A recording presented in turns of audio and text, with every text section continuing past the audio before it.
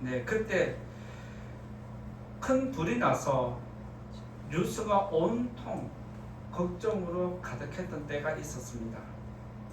그때 산불을 진화하려고 하는데 불길이 너무 안 잡혀서 힘들었던 게 뭐냐면 바람이 강하게 분 것 때문입니다.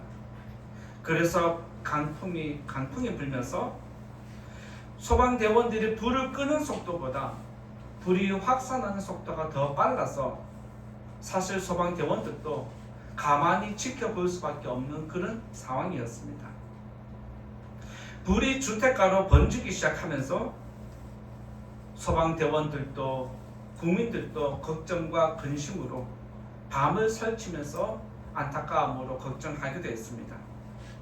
또 잘 알고 있듯이 화마가 지나간 차례는 그야말로 전쟁터를 방불케 했고 불이 지나간 차례는 온전한 것이 없은 것을 우리가 보게 됩니다.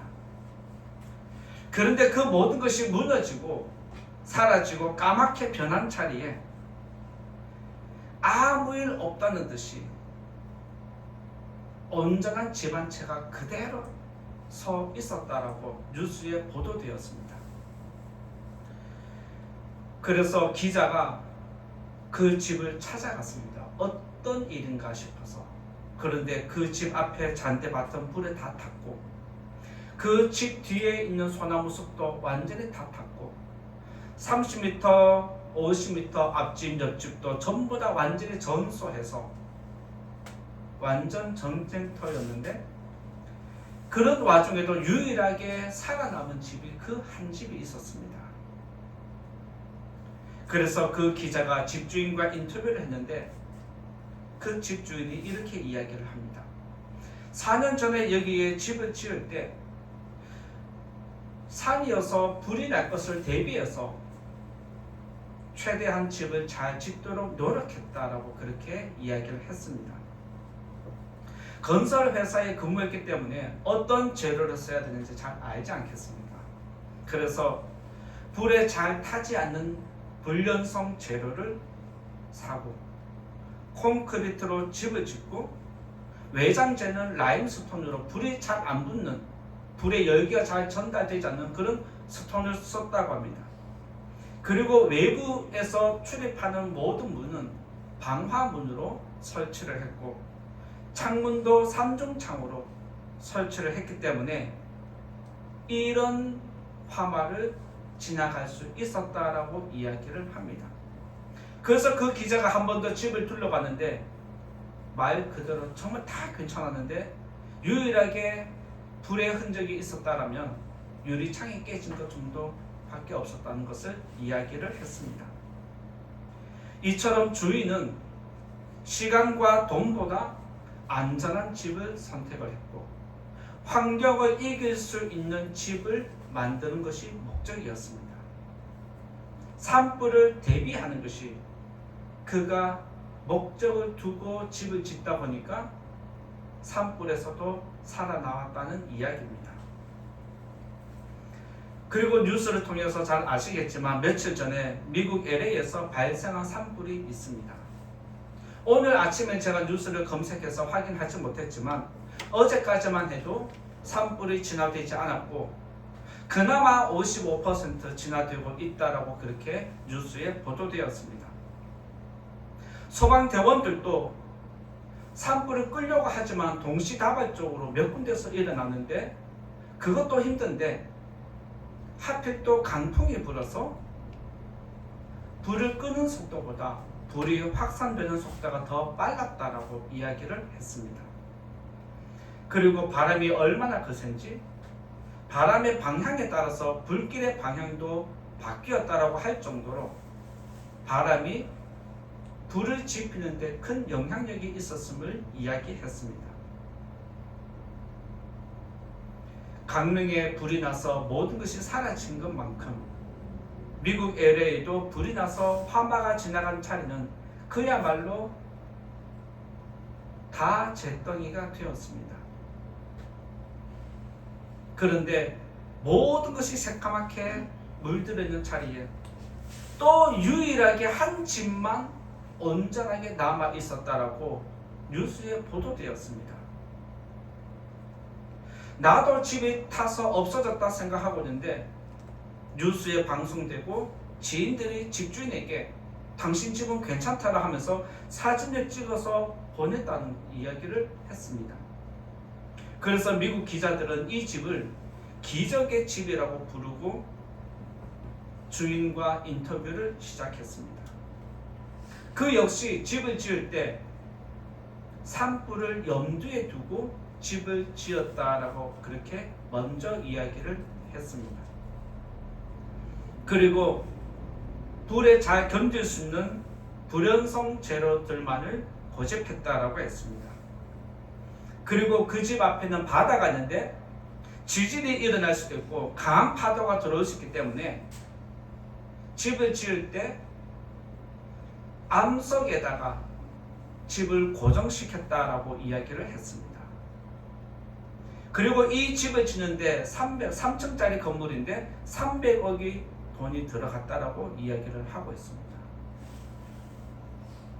300억이라는 돈을 지어서 3층짜리 집을 지었습니다. 여러분이라면 집 짓겠습니까? 여러분이라면 300억으로 3층짜리 짓겠습니까? 50억, 100억으로 지어도 충분할 것인데 그렇게 지은 집들은 다 불과 함께 사라졌습니다.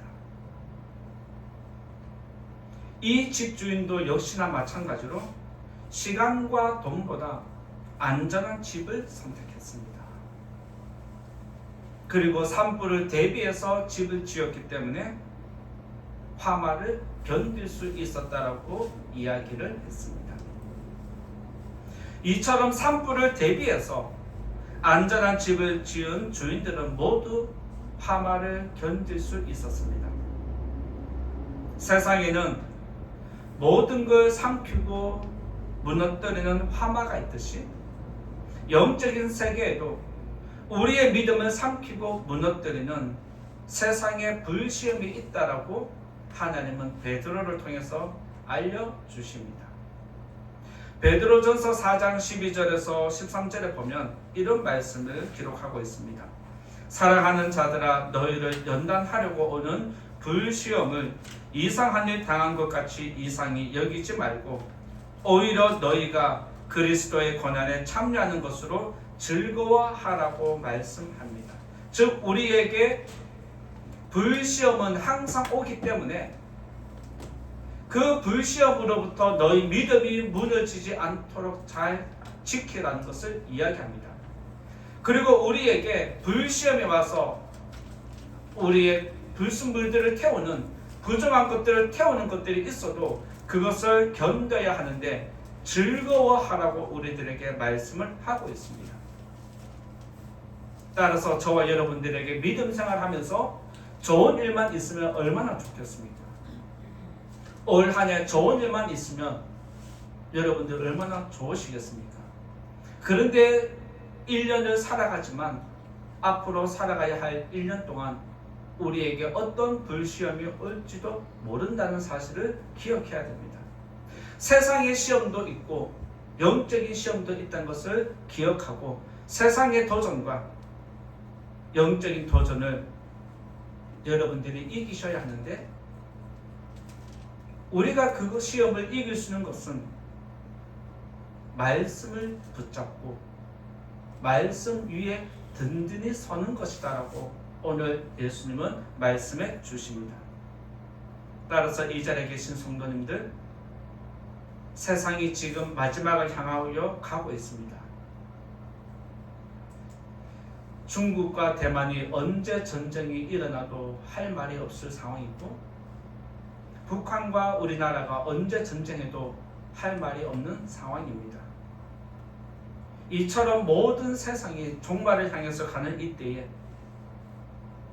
우리의 믿음이 무너지지 않고 주님 앞에 서는 그날까지 우리의 믿음이 온전히 서 있으려면 어떻게 해야 되는지 오늘 또 예수님의 말씀을 통해서 은혜를 나누고자 합니다. 첫 번째 말씀드릴 것은 무너지지 않는 믿음, 첫 번째는 말씀입니다. 첫 번째 말씀드릴 건 46절에 있는데 말씀에 대해서 은혜를 나누고자 합니다. 46절 같이 읽어봅니다. 시작. 너희는 나를 불러 주여 주여 하면서도 어찌하여 내가 말하는 것을 행하지 아니하느냐. 믿음이 무너지지 않으려면 먼저 하나님 말씀을 들어야 한다는 것은 분명한 사실입니다. 앞에서 잠깐 말씀드린 것처럼 불 속에서 살아남은 집들은 산불을 대비해서 집을 지었다라고 분명하게 밝힙니다.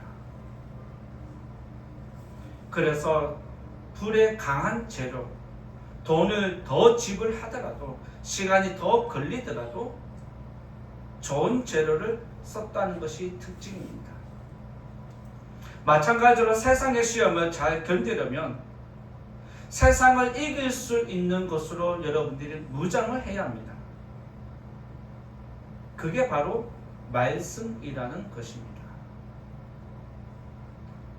불에 타지 않는 재료가 있다는 것을 알아도 돈을 생각하고 시간을 생각하면 집주인들이 조금은 멈칫하게 됩니다. 좋은 재료는 많이 비싸고 대충 지으면 싼 재료가 많은데 굳이 이렇게 몇 배나 몇십 배나 비싼 재료를 써야 한다? 사실 그게 유혹입니다. 마찬가지로 좋은 재료가 있어도 사용하지 않으면 소용없는 것처럼 우리의 믿음을 지키려고 해도 우리의 믿음을 어떻게 지키는지 모른다라면 소용이 없는 것입니다. 여러분들이 지금 믿음 생활 하지만 여러분의 믿음은 누가 어떻게 지킵니까? 내가 지키는 게 아니라는 거 기억해야 됩니다. 믿음은 내가 지키는 게 아닙니다. 믿음은 하나님 말씀이 지켜주는 것이 오늘 말씀에 기록되어 있습니다. 세상의 시험과 유혹은 너무 달콤합니다. 그 달콤하다는 표현을 쓰면 돈으로 연결시키면 이왕이면 싼 값, 이왕이면 저렴한 것으로 마음이 가는 게 우리의 본성이고 이왕이면 화려한 것 쪽으로 눈이 가는 게 우리의 본성입니다. 이왕이면 빨리빨리 짓는데 마음이 가는 게 우리입니다. 그래서 사람들은 내 생각대로 집을 지으려고 하는 경향이 있는데 이것이 우리 믿음 생활에도 그대로 적용되고 있다는 사실이 안타까운 겁니다. 사탄은 그리고 세상은 우리가 믿음 생활하는 데 있어서 가볍게 대충 하기를 원한다는 거 기억해야 됩니다. 사탄이 그리고 세상이 얼마나 교활한지 여러분들이 알고 있어야 합니다. 죄의 본성을 우리는 이길 수 없기 때문에 세상을 이기고 사탄의 교활함을 이기려면 말씀을 가지지 않으면 이길 수 없다는 사실입니다. 여러분들은 여러분의 약점을 잘 알고 있습니다. 내가 무엇이 부족한지 알고 있습니다.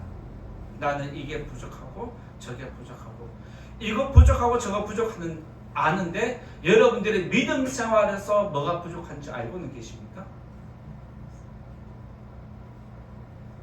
세상 살아가는 데는 이것도 부족하고 저것도 부족해요. 믿음 생활에 영적인 생활에 여러분의 영혼이 어디에 약점을 가지고 있는지 알고 계십니까? 그런데 사탄은 나보다 나를 더 잘 안다는 것이 영적인 세계의 특징입니다. 나보다 나를 더 잘 아는 게 사탄이고 하나님이십니다. 그래서 하나님은 우리들에게 우리의 부족함을 채우기 위해서 기도하라고 말씀하시고 사탄은 우리의 부족함을 알기 때문에 그 부족함을 주면서 우리들을 유혹하는 것이 세상입니다. 금식기도 하다가 굶주림에 지쳐있는 예수님에게 돌을 떡으로 만들어서 먹으라고 유혹을 했을 때 예수님은 하나님 말씀으로 사탄의 유혹을 대적한 것이 기록되어 있습니다. 먹고 사는 문제를 해결하니까 이제는 사탄이 예수님이 또 다가와서 너는 하나님이 사랑하는 아들이야. 그러니까 걱정하지 말고 높은 데서 한번 뛰어내려봐. 하나님이 너를 무슨 수를 써서라도 너를 받쳐서 안전하게 땅에 내려오게 하실 거야. 라고 했을 때도 예수님은 말씀으로 사탄의 시험을 이겼다라고 기록되어 있습니다. 그리고 마지막으로 사탄이 예수님을 세 번째 시험할 때 네가 내게 절하면 세상의 모든 영광을 다 주겠다라고 약속을 했습니다. 그런데도 예수님은 세 번째 사탄의 시험도 말씀으로 이겼다라고 성경이 기록을 하고 있습니다. 무슨 뜻일까요?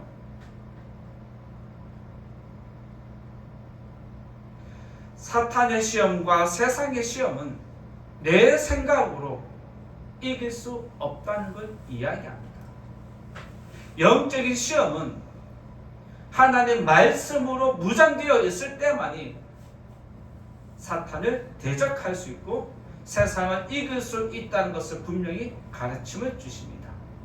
따라서 저와 여러분들이 하나님의 말씀을 들어야 하고 하나님의 말씀을 붙잡아야 하는 이유가 여기에 있습니다. 믿음 생활은 내 생각으로 하는 게 아니라는 것을 기억해야 됩니다. 예수님께서 사탄의 시험을 말씀으로 대적한 것은 말씀이 아니면 믿음을 지킬 수 없다는 것을 우리들에게 알려주고 사탄의 시험을 대적할 수 있는 능력이 말씀에 있다는 것을 가르침을 주십니다. 46절의 말씀 보면 너희는 나를 불러 주여 주여 하면서도 라고 했습니다. 무슨 말일까요? 지금 예수님이 이 말씀을 하는 것은 대상자가 세상 사람들이 아닙니다. 믿지 않는 백성이 아닙니다. 지금 이 말씀을 하는 것은 내 백성에게 하나님의 말씀을 듣는 자들에게 말씀으로 살려고 하는 제자들에게 지금 이 말씀을 주시는 겁니다. 예수님을 그리스도로 주인으로 왕으로 인정하는 사람들이 모였기 때문에 예수님은 너희들이 나를 향해서 주여 주여 하지만 왜 말씀대로 안 사느냐 지적하는 겁니다. 하나님을 왕으로 삼고 하나님을 주인으로 삼고 하나님 앞에 나와서 예배하고 기도하면서 주여 주여 하면서도 왜 이 말씀을 지키지 않느냐. 지금 하나님 백성에게 이 말씀을 주는 것입니다. 이 말을 지금 이 시대에 적용을 하면 지금 저와 여러분에게 이 말씀을 주시는 겁니다. 왜 너희들은 말씀을 들으면서도 행하지 않느냐라는 것을 우리들에게 지금 지적하십니다. 여러분들이 말씀대로 행했는지 안 행했는지를 여러분들이 더 잘 알 것입니다. 지난 1년 동안 믿음 생활 해오셨는데 여러분의 믿음, 지난 1년 동안 믿음이 성장했습니까? 아니면 멈추었습니까? 아니면 밑으로 내려가셨습니까? 그 기준이 무엇이냐면 말씀을 아는데 행했느냐 행하지 않았느냐의 차이입니다. 만약 여러분들이 지난 한 해 동안 믿음이 자랐다면 말씀대로 살면은 믿음은 반드시 자라 있습니다. 그리고 스스로도 내가 믿음이 자랐다라고 인정하게 됩니다. 그런데 만약 여러분들이 작년 한 해 동안 누군가와 똑같이 믿음 생활했는데 누군가는 믿음이 자랐는데 내 믿음은 그대로 있다? 목회자가 설교를 잘못한 것일까요? 말씀대로 살지 못한 내 믿음의 탓일까요? 이 자리에 계신 성도님들, 한번 여러분의 믿음 생활을 돌아보십시오.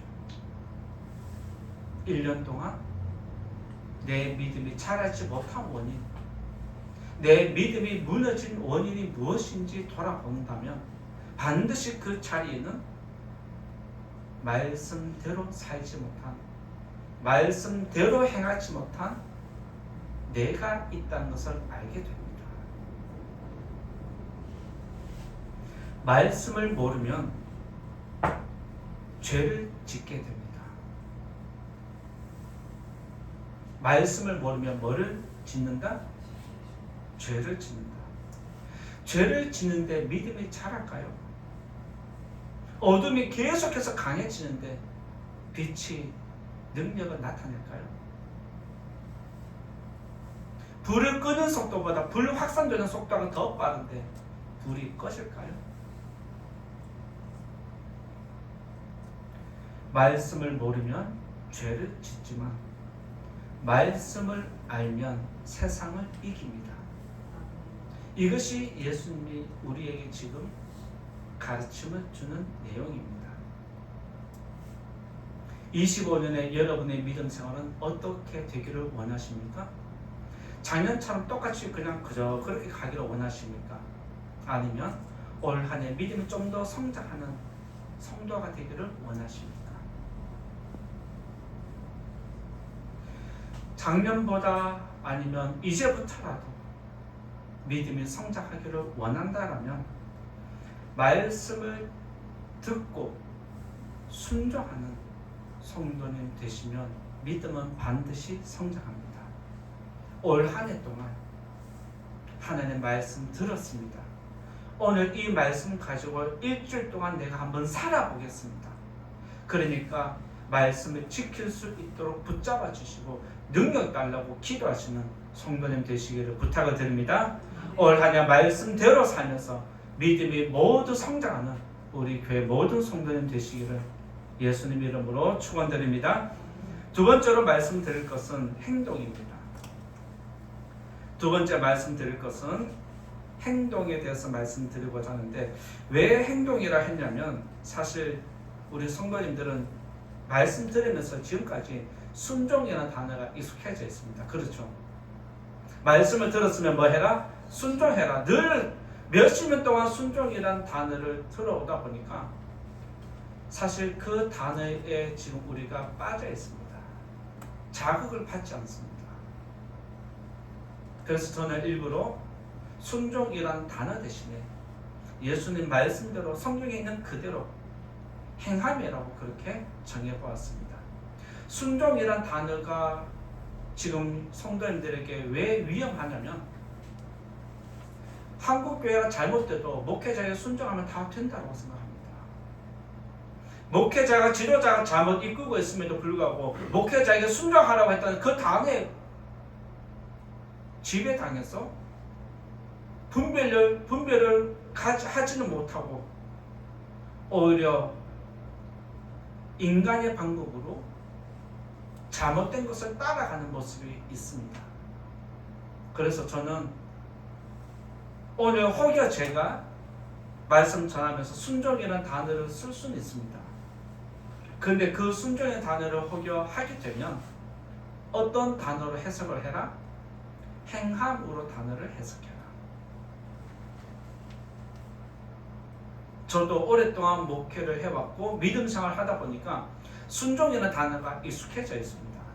그러다 보니까 말씀을 준비하면서도 행함을 썼다가 순종이 들어가고 순종이 들어갔다가 행함으로 고치기도 하고 이렇게 하는데, 저도 그렇게 해야 되겠지만 성도님들도 목회자가 잘못 이끌어갈 때는 무조건 순종은 아닌 것을 기억하시면 좋겠습니다.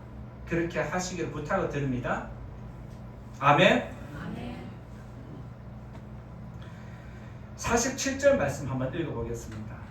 47절 시작. 내게 나와 내 말을 듣고 행하는 자마다 누구와 같은 것을 너희에게 보이리라. 49절도 읽어볼까요? 시작. 듣고 행하지 아니하는 자는 주추 없이 흙 위에 집 지은 사람과 같으니 탕류가 부딪힘에 집이 곧 무너져 파괴됨이 심하니라 하시니라. 이 말씀이 마태복음 7장에 기록되어 있습니다.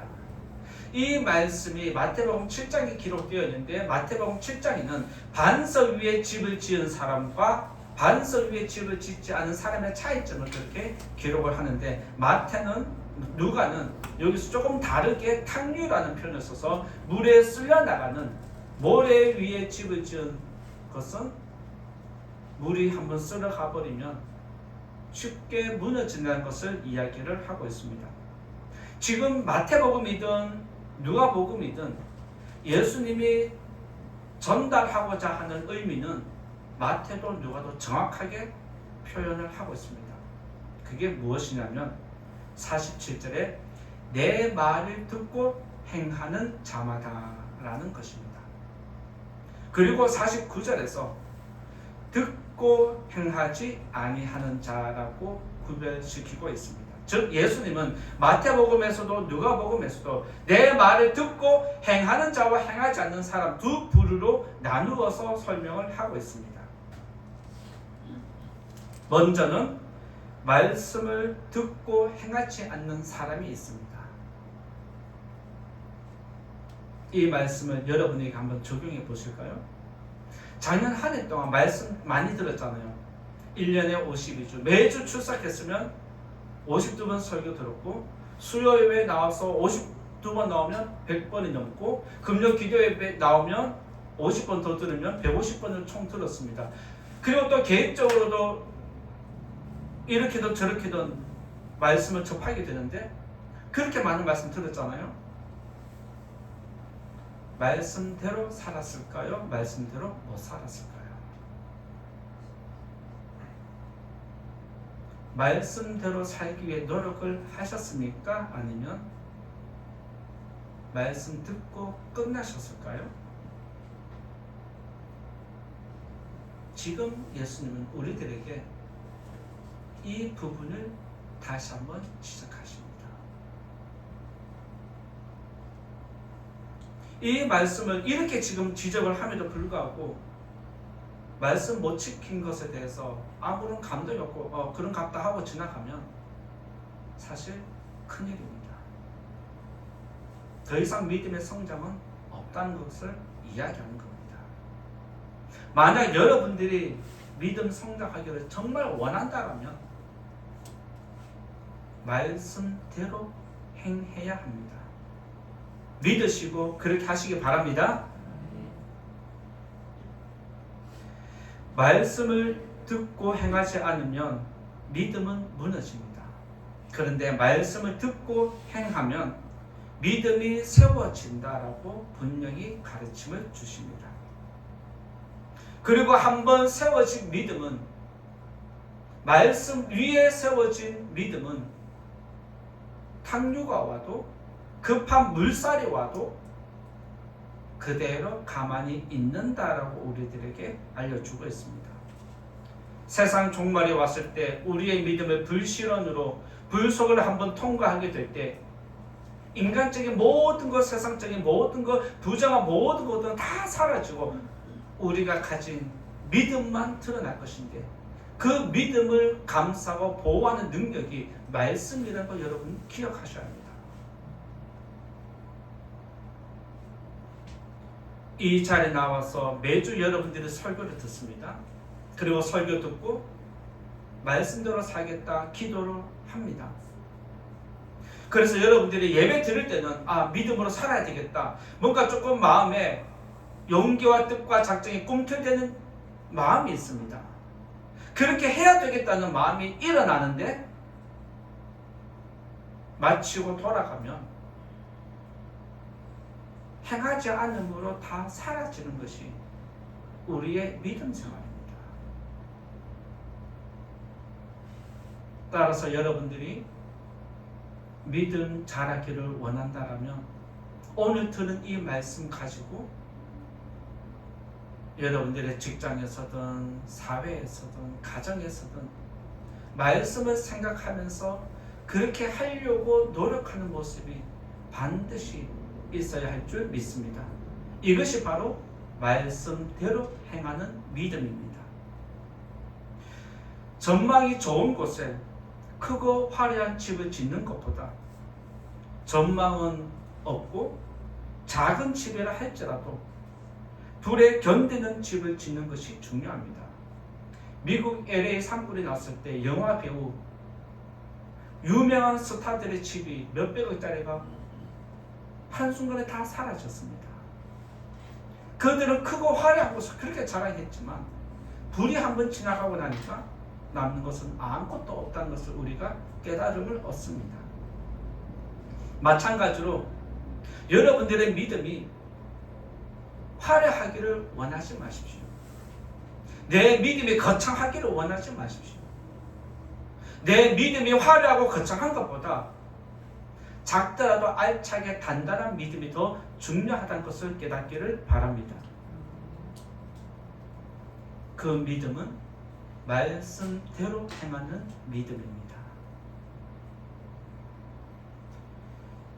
여러분들이 말씀을 듣고 아는 것에 머무는 것은 내가 원하는 집을 짓는 것입니다. 여러분들이 주일날 교회 나옵니다. 교회 봉사를 합니다. 평상시에 집에서든 가정에서든 직장에서든 찬양을 부르고 설교를 들으면서 열심히 살아갑니다. 그런데 행하지는 않습니다.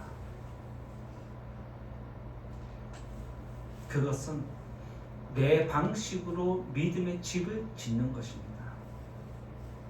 내 생각대로 믿음을 이루어가는 것입니다.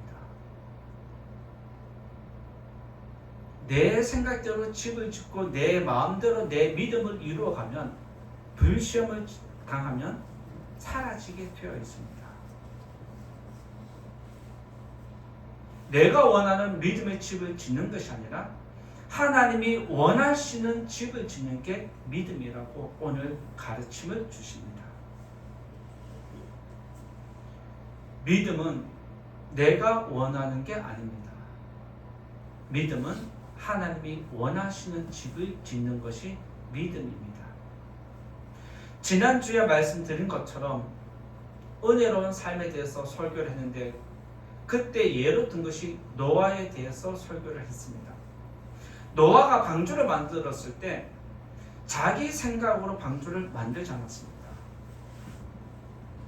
하나님이 이렇게 만들고 저렇게 하고 이런 재료를 쓰고 라고 할 때에 내 생각에는 이게 맞는데 라고 하지 않았습니다. 하나님이 하라는 대로 했다는 것이 성경에 기록되어 있습니다. 즉 믿음의 집은 내 방식으로 집을 짓는 게 아니라 하나님이 원하시는 방식으로 집을 짓는 게 믿음인 줄 기억하시고 하나님의 집을 짓는 성도님 되시기를 부탁을 드립니다. 로마서 말씀 보면 믿음은 들음에서 난다라고 했습니다. 알고 있죠? 믿음은 들음에서 나는데 들으면서 자라난 믿음은 누가 잡아줄까요? 말씀이 잡아줍니다.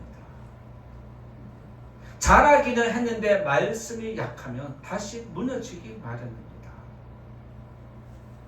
그래서 말씀을 잡아주는 그 능력이 또 어디서 나오느냐? 순종으로 행함으로 나타나는 것을 이야기합니다.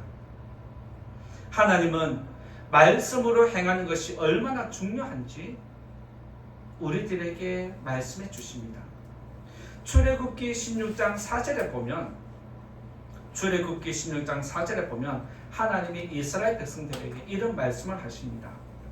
내가 너희를 위하여 하늘에서 양식을 비같이 내리리니 백성이 나가서 일용할 것을 날마다 거둘 것이라. 이같이 하여 그들이 내 율법을 준행하나 아니하나 내가 시험하리라. 하나님이 이스라엘 백성들에게 만나를 주실 때에 목적이 뭐냐? 내가 하라는 대로 내 말씀에 순종하느냐 안 하느냐 그것을 보겠다는 겁니다. 여기서 하나님이 내 율법을 준행하는지 아니하는지 보겠다는 것은 여기서 율법은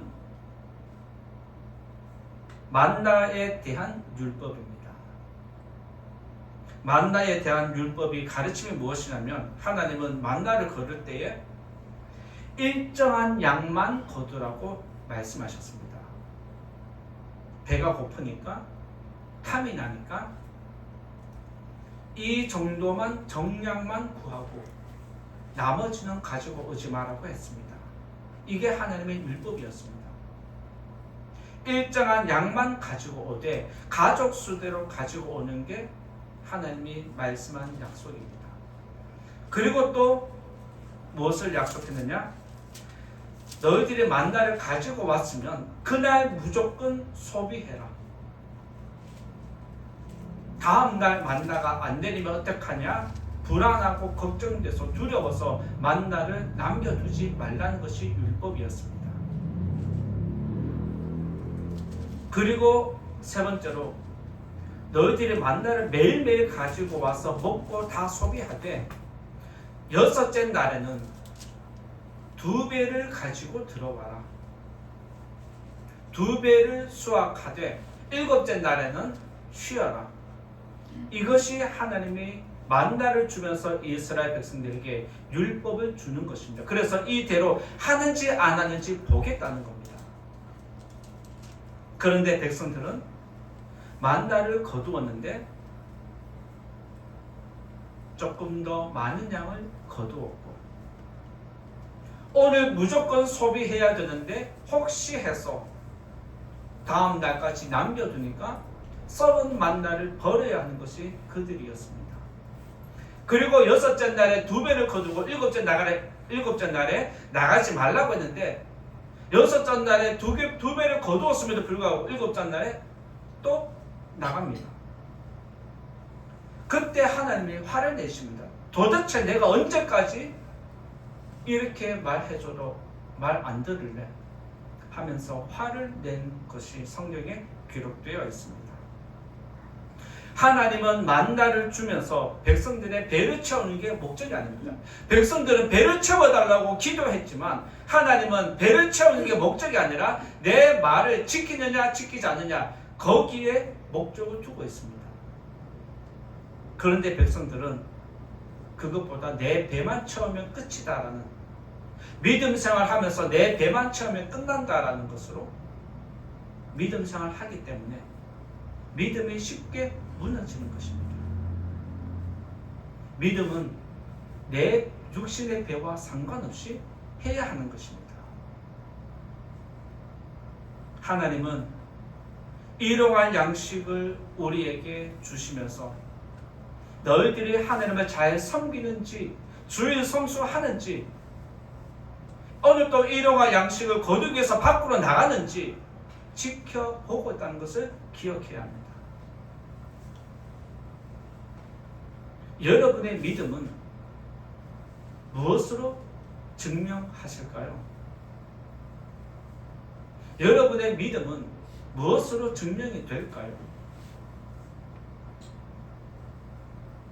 우리의 믿음은 행함으로 증명이 된다는 사실입니다. 믿음과 행함을 극단적으로 강조한 사람이 있습니다. 예수님의 동생이 믿음과 행함에 대해서 우리들에게 자세히 기록한 것이 있습니다.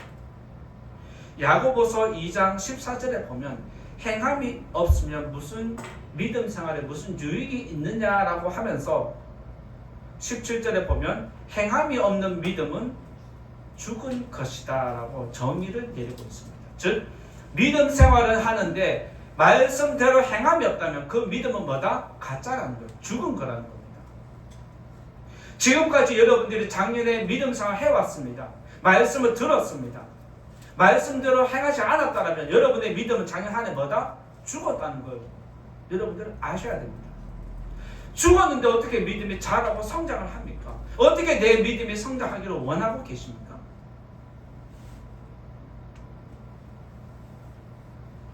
행함이 없는 믿음은 죽은 것이다라고 하나님은 분명히 가르침을 주십니다.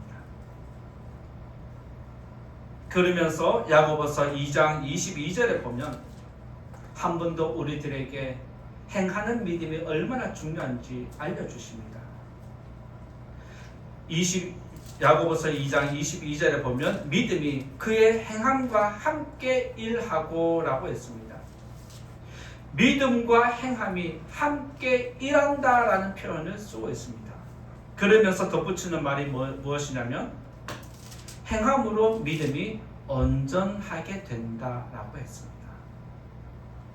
즉 여러분의 믿음이 온전해지기를 원하고 이 세상의 시험을 이길 수 있으려면 세상의 탕류를 세상의 파도를 부딪혀서 이기려면 행해야 온전하게 세워진다는 걸 알려줍니다. 그러면서 야고보는 다시 한 번 더 우리들에게 행하는 믿음이 얼마나 중요한지 한 번 더 정의를 내리는 게 26절에 보면 행함이 없는 믿음은 죽은 것이다 라고 다시 한 번 더 못을 받고 있습니다.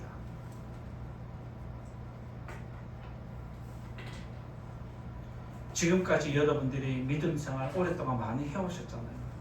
몇십 년이 되게 됐잖아요.